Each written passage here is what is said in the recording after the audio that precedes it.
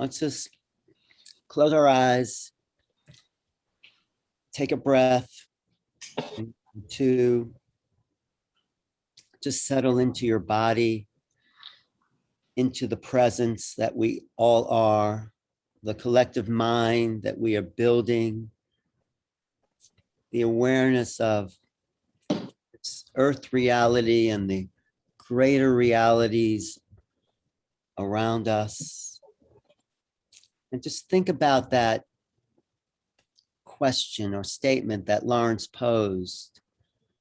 How can life live us? In what way is life living us? Life is getting bigger. The awareness of life throughout the cosmos is growing. That awareness is growing. It's always been here. So how does this greater life come into the non-local consciousness and live through us as manifested beings creating community on earth? Take a moment and just contemplate life living you.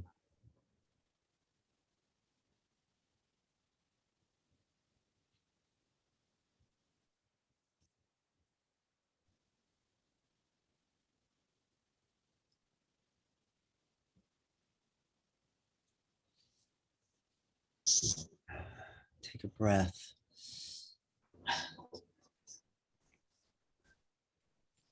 And expand into that life. And let's share this with each other today. The expansion, the meeting of the others, the expansion of the greater mind, the momentous moment in human civilization where we undo the isolation and the self-serving limited mind of humanity to expand into the truly divine cosmic paradise that we're a part of.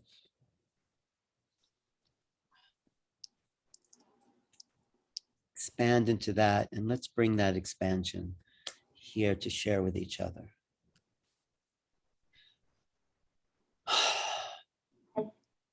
Thank you. Thank you, Alan. Thank you. We wanted to have a group dialogue on James's questions from last month regarding mapping the new world, including tuning into the quickening of a movement that is embracing cosmic consciousness and sensing where this movement wants to go and what might be our individual and collective roles in this process. And we thought we'd spend some time in deep reflection and ponder in silence, maybe for like 1 minute for each question. What are we willing to give up or change, as well as give, to make a new reality possible? This is something James, I just want to say, James asked that at the end of the last session. I thought that was just so profound that I think to make this leap into meeting what else is out there, we do have to, I mean, James touched on, give up and something that has stopped us from doing this before. Maybe not for JJ and Desiree, but for most of us. So anyway, yes, I'm just adding to that question. Yeah, so we wanted to just, the first question is, what do we have to give up or change within ourselves or beyond to establish new norms and narratives, belief systems and paradigms about contact and other spiritual encounters? Kit. Yeah. My train of thought sort of evolved from a default place I go, which is when I want to be open to and expand, which is sort of a little mantra, I know nothing. And then that evolved to, well, I'm just not attached to anything I know, because part of what I know might be important and valid. So it's not that I know nothing. It's I allow divine thought to flow through my awareness without being attached to it. And then the important sort of new piece that came in was letting go. Question is, what do I need to let go of? Letting go of any attachment to outcome, to how I would, to how I, little I,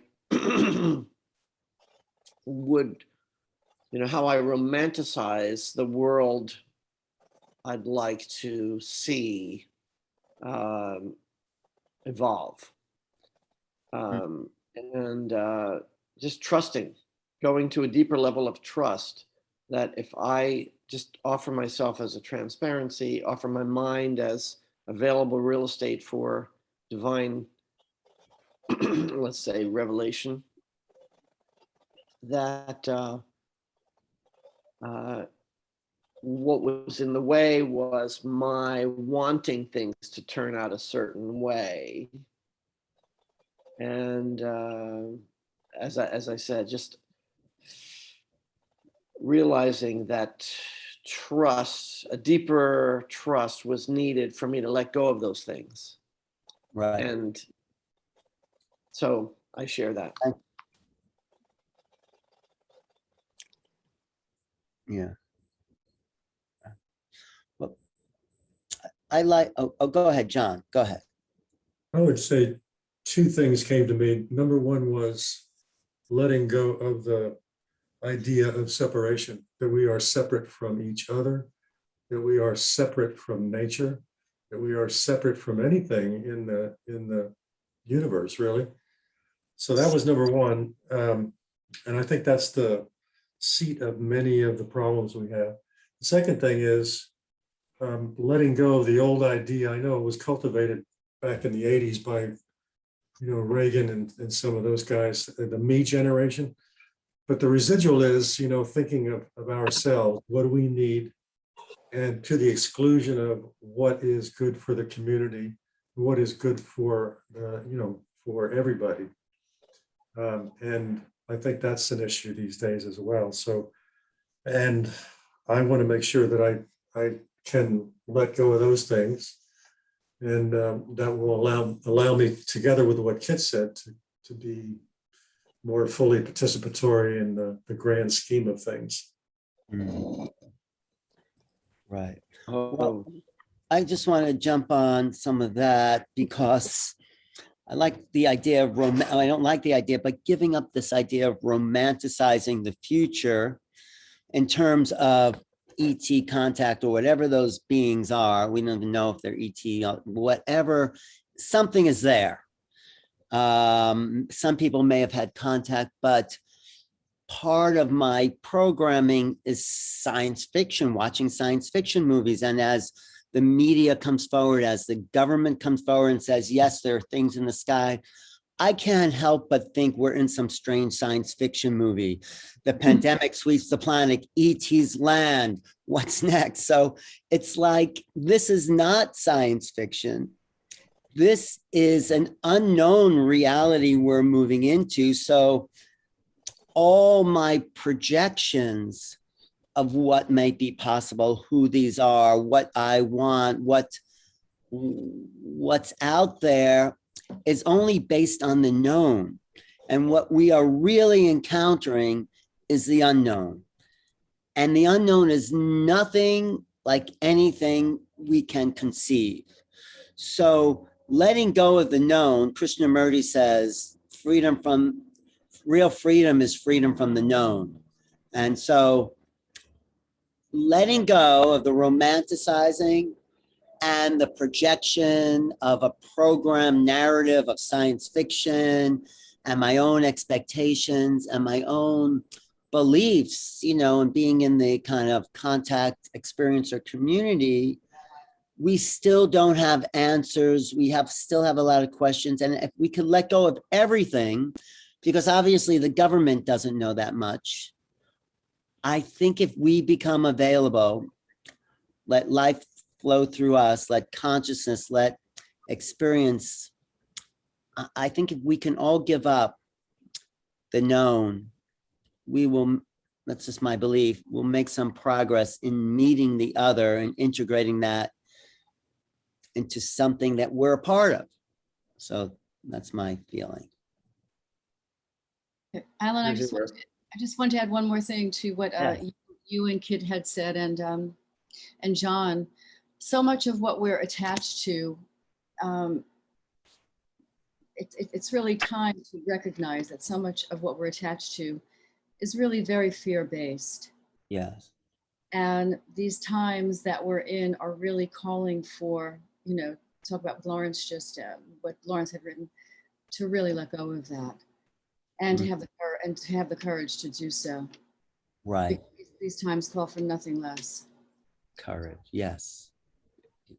Yes. Susan, did you raise your hand, Susan? Oh, you didn't. Okay, that's okay. Or Also, I think these times require us to make more space for the new to come in. So in my meditation, I was thinking, what could I give up? And a lot of that is work that doesn't feel mine anymore. Like, what is not nourishing? What do I not feel is like bringing things forward?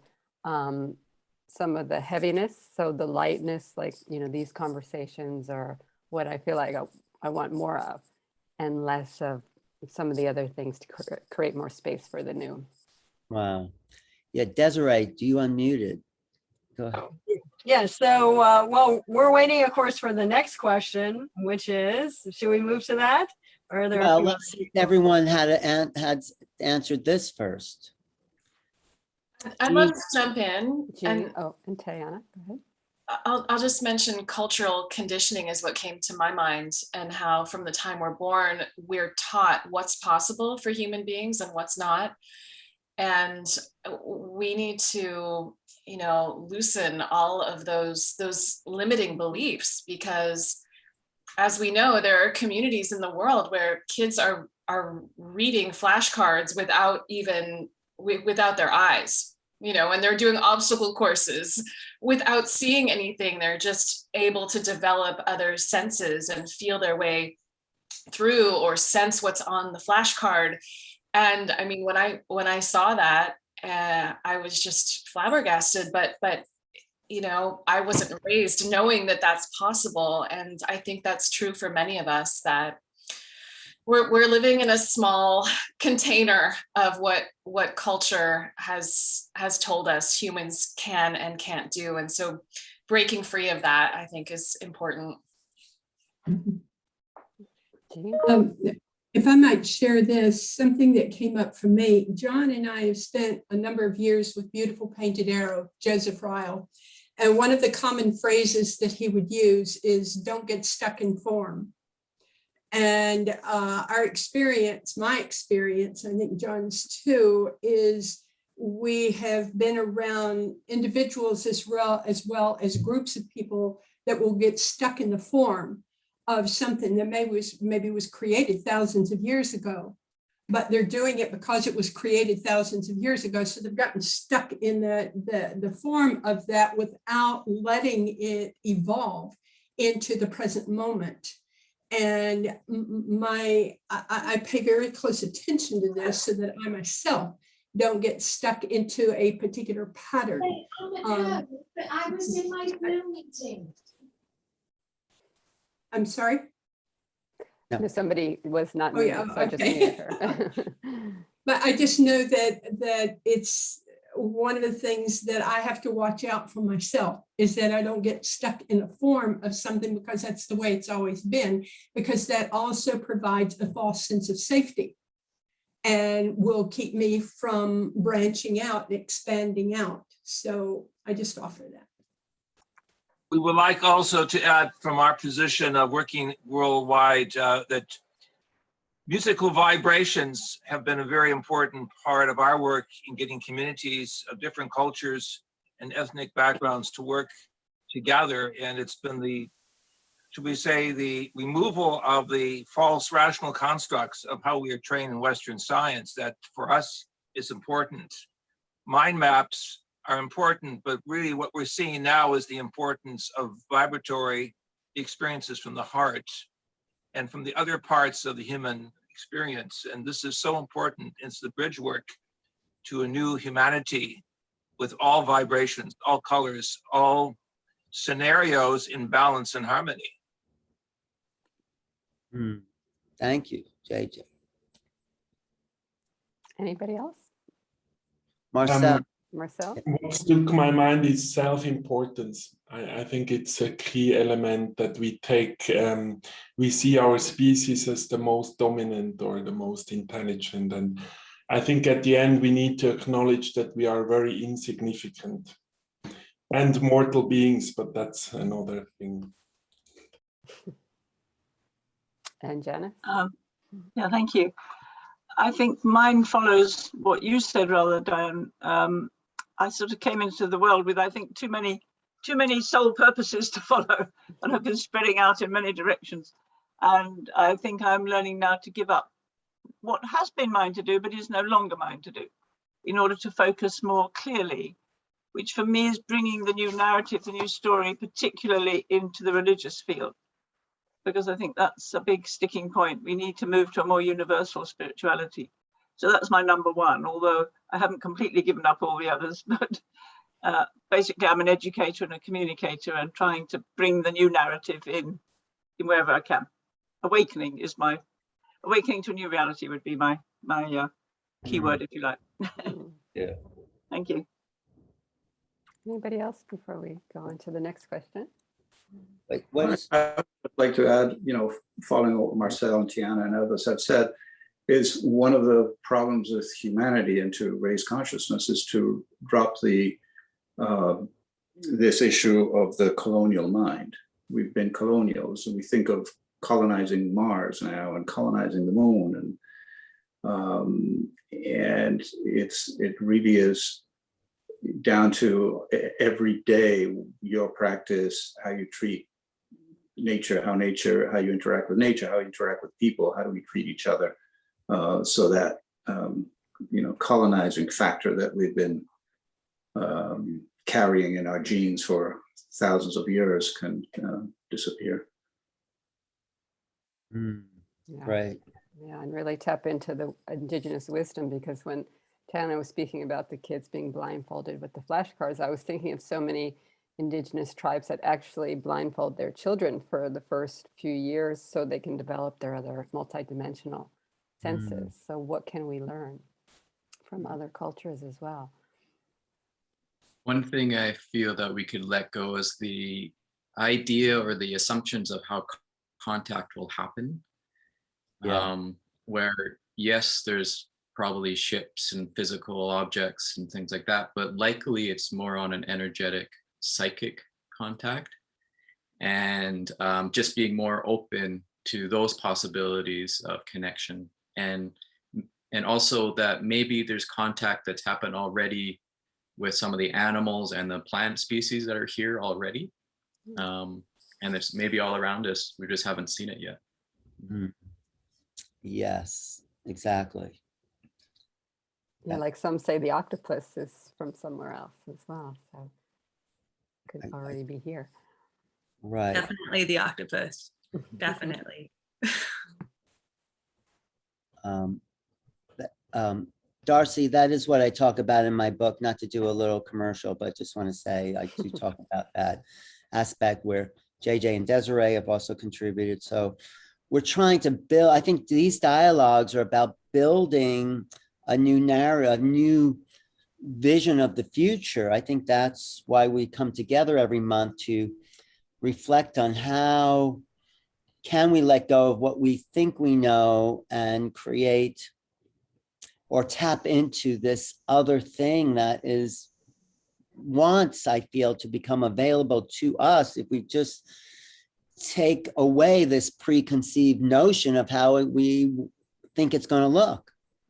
So I think we're all helping each other kind of wake up to something greater and more glorious than we could have imagined, So yeah, and actually along with that, it's come up in all of these discussions is this understanding that this is really all an experience in consciousness. If you turn all the materialistic views and all their varieties on their head and realize that all of this is something happening in consciousness, it changes the entire equation. And those skill sets that are involved with us understanding that and then joining that with our technological world building skill sets, that's going to be, you know, the kind of future humans that Gene Houston and analysts are talking about in their book, and every one of these other people that I listed in chat. They each have a new book out exactly on this topic, just as Alan does and many others in the EL. So hopefully we're at that tipping point where we understand. And then the paradox is, as you know, this would be to quote, you know, anybody from the non-dual world, that when you actually wake up, you realize there was nothing to give up in the first place. You just had it all confused. Actually, can we get to Diane on the second question? Because I think a lot of our conversation is moving towards that. Yeah, and that's what I was just thinking, because Kurt said. Thank you. Yeah, so the second question is, what would we each be willing to give to making this worldview a reality? And what worldview do we need to embrace and welcome the cosmic others? So do we want to just have a discussion, or do we feel like we want to take a moment in silence? Well, I was going to go for Alan's role on that. And the idea is giving some introduction to some of the ideas, and then maybe doing a little bit of a guided meditation to visualize this. And then again, once ask everyone for their ideas of what they've developed. And I want to start with what Tiana said and what some of other people have said, in the sense that we all have greater abilities. So what we have to gain with our new vision of ourselves in that new reality, is Alan's organization is called New Reality. So we need to move into that. The idea is that we are cosmic beings, that we have the ability to see and know more than our 3/4 dimensional reality. So when we start to embrace the cosmos and nature and supernature, it is really something that we can build upon. This is really the great awakening, as Kurt has said. We have had the opportunity to have self-realization, but this is a greater self-realization of seeing the grand design of the universe within us and beyond us. And in that great awakening is the realization that there are certain laws in the universe. The law of evolution connects with the law of vibration. Everything is vibrations. And if we can, shall we say, augment these vibrations, it is so important to understand how we can feed into other language systems of the plant kingdom, the animal kingdom, interspecies communication, cross-cultural communication, ultimately communication with transhuman societies and evolutions. Another law is that of ascension. Consciousness awakening is another term for this greater awareness of the interstellar universe that we're part of. And as we grow from Mother Earth, from a university without walls approach to an interstellar universe, we realize we need to understand the quiet steps, the inner quietude of the heart that allows us to be in awe and amazement of the other life forms that surround us, the different colors and different vibratory experiences, all of which come together in this vast mosaic of life. So Diane, if you'll let us, and Alan, we'll lead with a little bit of a visualization, meditation, and then we'll go into maybe just 30 seconds of silence. And if those of you can watch the screen, I want to hold up the picture that was illustrated in one of our new books on the cosmic family. There you have a master teacher. This represents the violet flame that we step into with greater compassion and greater healing and greater insights into our own mastery over mystery. And around the head of the being, we see the multiple languages of the universal self. And these languages represent the discharge or the aura around the higher mind that's being opened, at which we see at the top the sacred geometry of the triad, body, mind, and spirit, the trinitized or the threefold nature.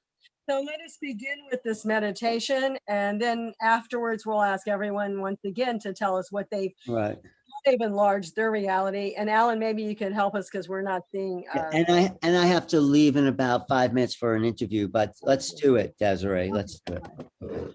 So let us visualize ourselves expanding our consciousness into a greater reality.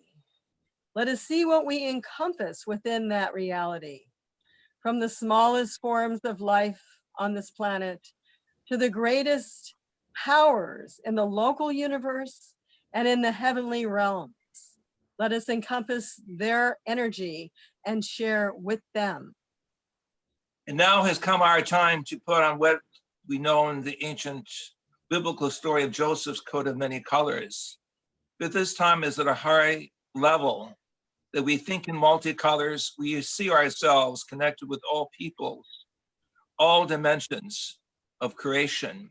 We begin to understand that there is only one being on this planet and that we are all part of this one being in multicolors. And so let us now take some moments of silence and visualize ourselves.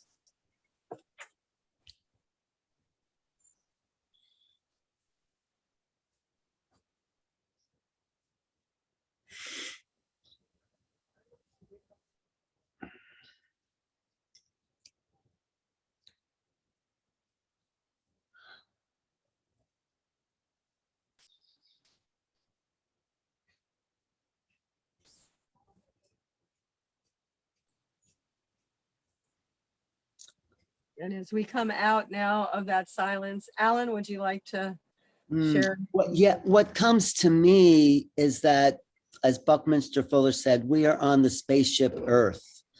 This is our vehicle. This is our propulsion through the cosmos of meeting other beings. And if we don't take care of our spaceship, we're not going to be in a place to meet anybody. So really giving to the earth, what we need to give is to maintain our earth bodies, our earth vehicles, our earth presence, because that is the great being that really is meeting other great beings. Whereas Bruce Lipton said, we are all cells in humanity. Humanity is the receptor site of earth as we reach out. But giving, for me, it is the essential question, how to create a new heaven and a new earth. This is the times we're in. The new heavens are welcoming the other, and the new earth is treating it as the divine vehicle of manifestation and welcoming of the cosmos as we evolve and link up to other planetary civilizations. And it is a being that we're creating, a being greater than our little beings, just like our cells are parts of our body to create this, what Bruce Lipton says, synergy of consciousness, synergy of awareness. This is what we're moving into, a synergy of a greater awareness, but that only happens if we create a new heaven and a new earth. So giving that, I feel, is the best we can do. Thank you, Alan. Can I direct this back to Diane to pick the people who want to speak? Sure. Does anybody want to share? Bob. Bob. Yeah, this is a great discussion and conversation. I'd come back to a couple of things that were said in response to the first question for this one as well. And so what, I mean, it really is about, for me, it's about consciousness, as Kurt was saying, and the consciousness that we bring to whatever we're doing. And also to John's point about what we can let go of could be also seen as a consciousness of separation. So that really determines everything from the way I see it. If we come to what we're doing, what we're seeing, the way we respond and react to everything with a consciousness of wholeness, then we will see reality as one.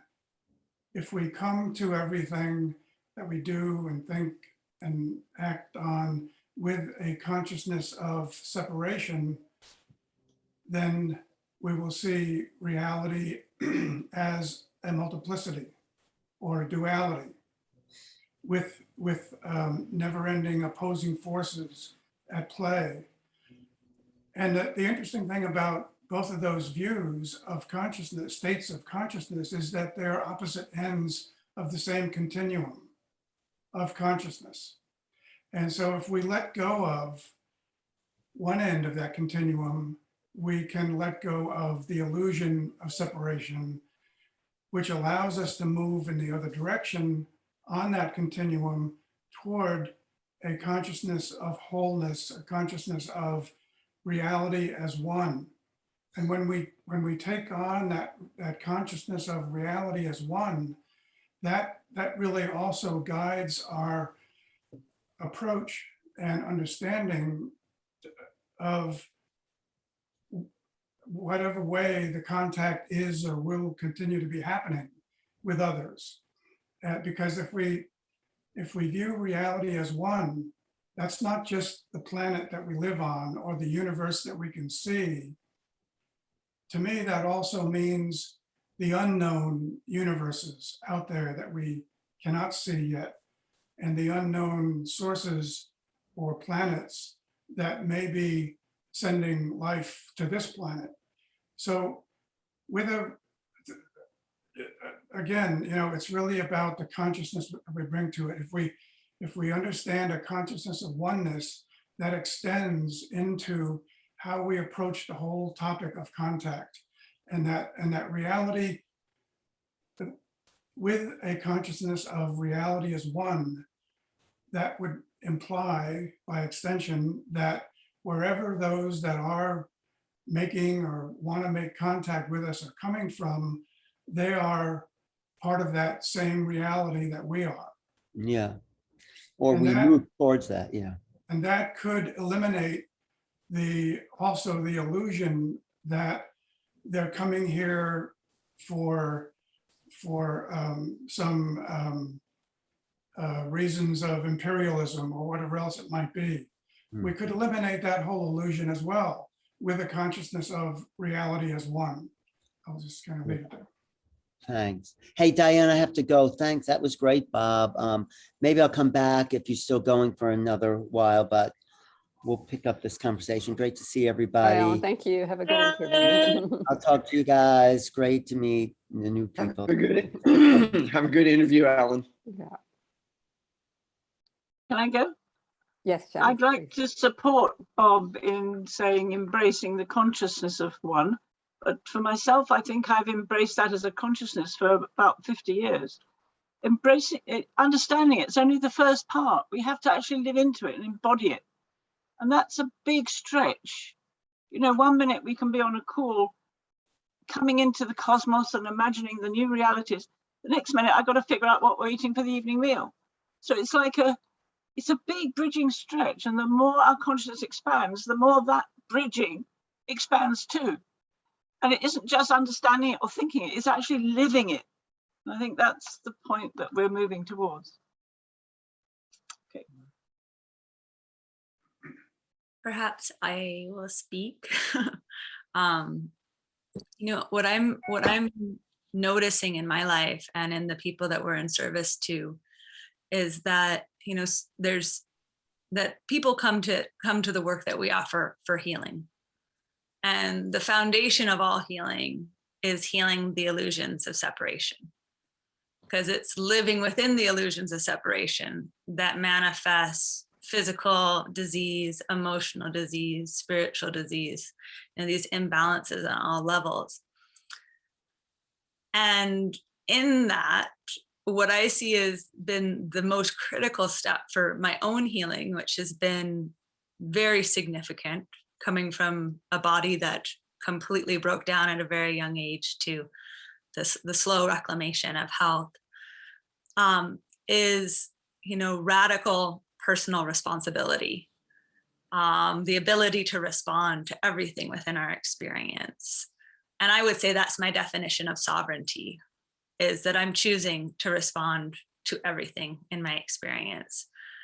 And I feel like through healing the illusions of separation and marrying that with radical personal responsibility for my thoughts, my words, my actions, my deeds, my relationship to every aspect of this existence, that then the revelation and the revelatory experiences of divinity are possible. And what I am noticing in, my generation, our generation, and younger, is that philosophy is not enough. That it's that, as Janice said, that it has to be something that we can experientially embody in an authentic way, and something that is not, the experience isn't scripted, but the container, the conditions are co-created so that the conditions can foster that emergence of awakening. And to me, that's where the ceremonial arts and the ancient wisdom traditions that are kind of coming out from all different directions, where we have so much to learn, is actually co-creating and inviting everybody into creating that container so that that internal revelation, that gnosis, can happen. And that then that step-by-step journey of opening to greater and greater expanded awareness of how connected we are, how that applies, and then how does that apply to the day-to-day and loving ourselves and being kinder people and finding how to work with, the difficult situations. And so I feel like contact for me in this way is actually really practical, because it's not just about connecting to other beings. It's actually connecting to my true essential nature, and it's an inside job, but paradoxically, it's an inside job that I can't do alone. And I feel that all healing is an inside job that we can't do alone. And so again, we step into these containers of community to remember, and then we have the life experience to apply.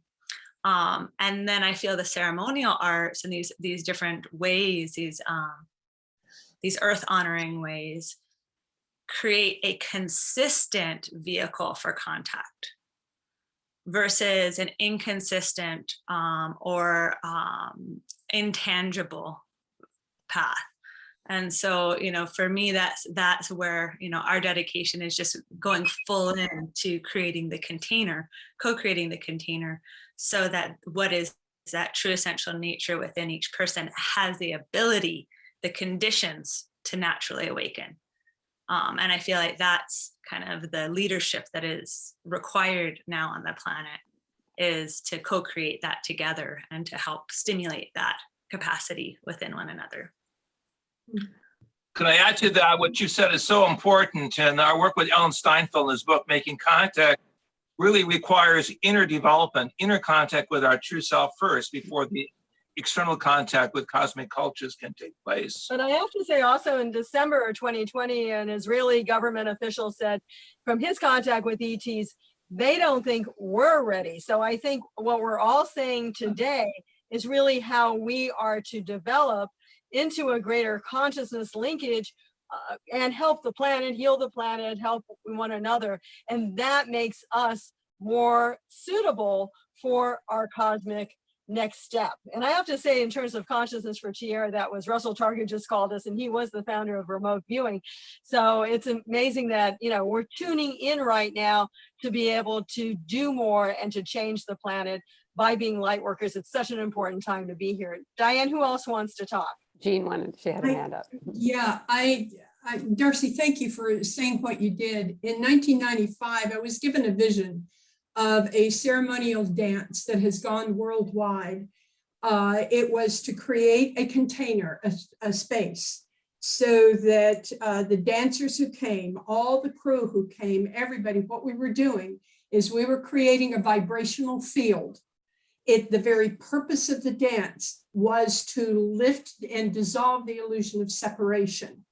And what we did through the sound, through the movement, and through the fasting, because we would go for 3 days, no food, no water, so that the ego finally begins to let go. And what began to happen through the sound and through the movement is there was a resonant field that got created, and it was a practical experience for those of warring factions. For instance, we've worked closely with Israelis and Palestinians.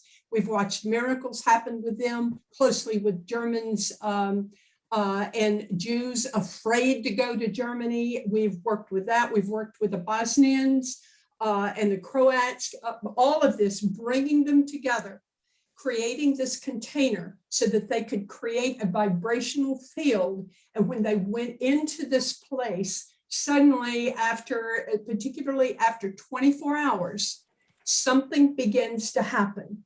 And the whole concept of separation doesn't make sense anymore.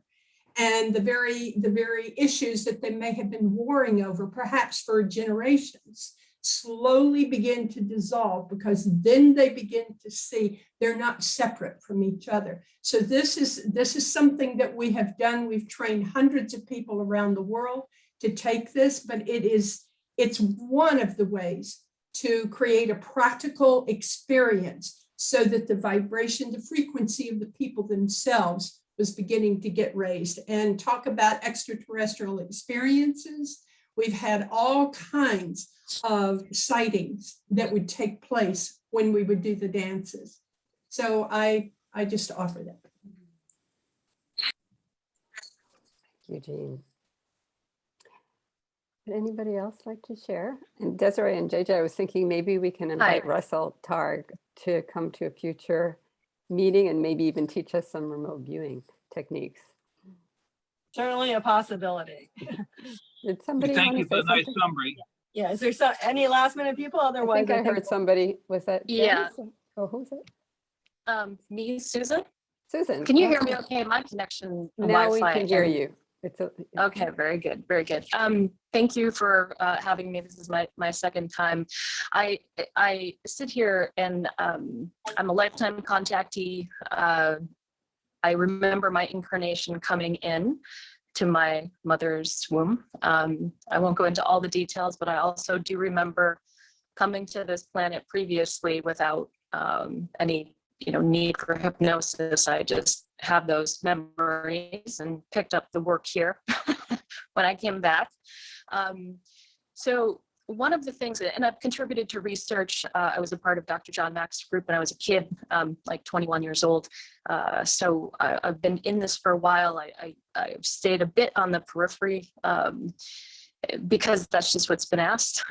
So one of the things that I would like to add that seems that has been missing, in my opinion, from this arena for a very, very long time is a true facilitative dialogue about contact that has occurred with people that are here. We talk about star seeds and we talk about contactees, we talk about experiencers. And one of the things that I think could benefit is a true space of genuine facilitative dialogue. And yes, the frequency and the vibration is absolutely critical, because in order to have contact, both from, there's seeing a ship, there's being in a ship, there's navigating a ship, there's being close to the beings, the central nervous system, if we're talking about this on a physical body standpoint in conjunction with the other bodies, the central nervous system has to be able to hold this as well. So I want to say that, and I think that's one of the pieces that are very important. And I also think the timing is in conjunction with what is happening from the solar activity to the earth, the cosmic rays to the earth. This whole thing is at play. So, to summarize it and to say, well, what's needed, I'd really appreciate a facilitative dialogue with people that have continuously made contact, the nature of what opens up within others as well, because there's so much information. And as we know, there's such an enormous shift happening on this planet right now. It's the best of times and it's the worst of times. And I just feel like that could be of a great benefit, that could really inform and we talk about the preconceived notions and letting those go, I think there's a tremendous space that we could all benefit from if we allowed that space. And I call it open up the space between the spaces even wider to really drop in. So thank you for hearing me. Thank you, Susan. And you know, this is a Evolutionary Leaders Synergy Circle. And we are going to have, if you don't mind, Diane, Elizabeth Centauri, who's an evolutionary leader, do the next meeting. And then we hope Alan Steinfeld will coordinate maybe with one of his friends like Grant Cameron for the one after that. And Susan, I think it's a great idea to have one, if you can coordinate with Alan. I think you're a friend of Alan Steinfeld's, aren't you? I think you are. With one of those. What do you feel, Diane? Perfect, huh? I think it's an excellent idea. I think it's really important. And thank you, Susan, for that suggestion, because I think this facilitated dialogue with contactees is really, really key. And so does anybody else have anything else they want to offer before we close? And we can ask JJ and Desiree to close us up. So as Desiree mentioned, the next call is going to be Wednesday, the 29th at 1 p.m. Eastern. We just had to push it a little earlier for this call, but next call will go back to 1 p.m. with Elizabeth Sotoris. And that's September 29th, I have to say. For those of you Yes, who don't 1 month. It's understand. actually it's last Wednesday of every month, usually at 1 p.m. Eastern, unless there's a major conflict for somebody, and then we'll change that. But we'll always send an announcement out. Any last minute communication from anybody who wants to share? Marcel, what are you thinking? Oh, Yeah, I think about this detachment of our physical realm or our physical presence. I mean, when we leave this body, we have to give it up anyway. And as we heard before, maybe making contact is on the next level. And of course, we're energy being more than materialistic being, but we are so struggling of giving up this attachment to the physical or materialistic realms. And I thought about what could I give? So maybe the present is not to it or them, the present is to myself or us, if we are really stepping further forward and letting go of this physical concept and also this physical burden. I feel it's a great physical limitation, actually. And asking for help, that's another thing, as simple as it is. That's also a beautiful thing of humanity could do, is to ask for help and not take for granted that we are the most intelligent species. Thank you. Well, thank you, everyone, for all of your amazing insights on how we can foster an awakening in cosmic consciousness. And I want to invite JJ and Desiree to lead us in a close. Thank you. And many of you know that Kit had one more thing. Yeah, can I just jump in with a little quick PS? Yeah. Marcel, when you were speaking, it made me, I had a little aha about, you know, the tenor of our discussion today has been about what do, you know, that the result, the purpose of contact is for us to receive new information, that there are beings or expressions of the one being that have for us information that we may not have already, and to be receptive for that. And I just got this aha about for us to center on collectively even what we have that might be of benefit to any other realms of being throughout the universe. And of course, you know, starting with LOVE. So I wanted to put that at the center of our sense of self and purpose as we go into a closing with Desiree and JJ. Yeah. Thank you, Kit. I have to say that Linda Moulton Howe, who to me is one of the best reporters in the UFO field, she says one of the things we have that a lot of the other extraterrestrials, not the ultra-terrestrials, have is we have a deeper soul. So I agree with you, Kit, that is something, and it's something that they're interested in as well. So thank you. Anyway, so Dr. Jack's going to hold up the picture. Once again, I want to hold up this picture on the cosmic family. Many of you should know that we've been working with one of the great musicologists of Berlin that's been teaching the use of mantras to show compassion to the peoples displaced in Europe. And as we look at the situation of Afghanistan and beyond, Let us meditate in sending love and compassion to these people, that they will feel our unity with them. In this remarkable cosmogram or cosmic picture, the throat chakra is being opened to all languages. We feel the blue ray of light and compassion, the mothering energy going out to all peoples of the world. In tragedy, in triumphant change, we ask that we be used as musical servants of the Most High, the source of all sources. We ask that we understand ourselves as embryo gods growing up in a vast and awesome universe. And we ask that we feel the flow of music, love, and light in every cell of our body as we activate this great awakening to see the grand design that we are here as co-creators, co-evolutionists, working with the universal law of vibration. In so doing, we displace the false harmonics, the false plastic hologram with a living mosaic of life, purpose, and miracle working. And that we realize how important it is that we are here now. And we can be both physical and spiritual at the same time. We can exist in multi-dimensional realities as we do, but we need that awareness. And we realize that we can send our energies through remote viewing and remote healing to all parts of the planet. Let us use that energy of light. Let us use our inner soul that radiates love to send that out to all peoples everywhere. And let us interconnect even with other realms of intelligence, who many are seeking our connection with them. And as we grow and as we develop ourselves as a greater oneness, greater consciousness, greater cosmic realities of peace, love, and joy. Let us exemplify this in our lives. Let us grow in our hearts, and let us realize that we are cosmic,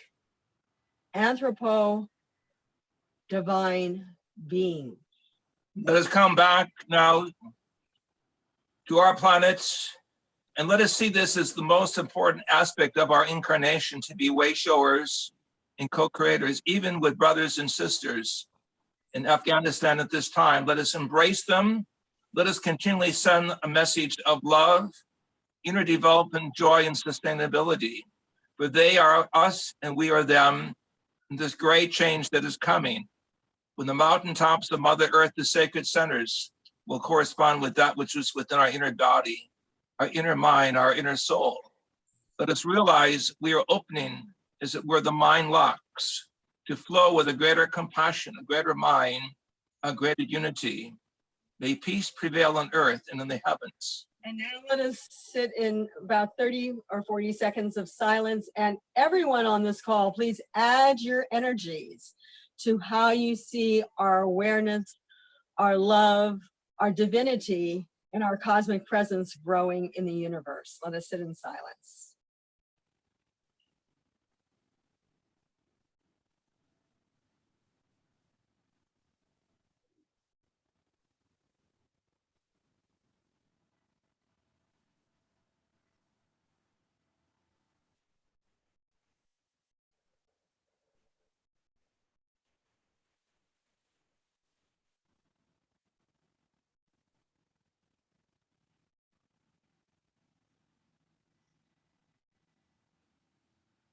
And as we come out, let us energize ourselves with the expression that I know Deborah Moldo would appreciate. May peace prevail on earth, but we also like to add, and in the heavens, because the Japanese word really means the cosmos, the universe. We say it together 4 times. And whether you're on mute or not, it doesn't matter. Let's just join and say this 4 times together. May peace prevail on earth and in the heavens. May peace prevail on earth and in the heavens. May peace prevail on earth and in the heavens. May peace prevail on earth. So we recognize we are pillars of light, we are beacons of light, we are vessels of love and joy. This is the experience that has brought us into human form, for we are ultimately spiritual beings waking up to our cosmic potential as cosmic citizens. And we incubate in the months and the years ahead this great university without walls as it connects with the stellar university of ongoing creation. May the law of living light and living light of love guide us, that the divine spark within each and every individual may combine into this vast mosaic, will take us beyond Alpha and Omega into the life that is one with the divine source. We thank you. And now, Diane, we turn it over to you. I'm still in your meditation. Thank you so much, JJ and Desiree. And thank you everyone for joining us. It was a really amazing dialogue. And we hope to see you all on the 29th of September at 1 p.m. Eastern, same Zoom link. And you're all welcome as a member of the group to invite one friend. So please, if there's anybody you'd like to invite to the next call, just get me their email address and name so I can send them the invitation. So thank you, everyone. Blessings. Diane. Love you all. Bye-bye. Thank you. Nice meeting you, Darcy and Robin. Yes. Nice to see you. Thank you. We're here, Michael and Susan. Blessings, Kurt. Hi, Eve. Bye. Santa Barbara. Bye. Bye, everyone. Bye. Mhm.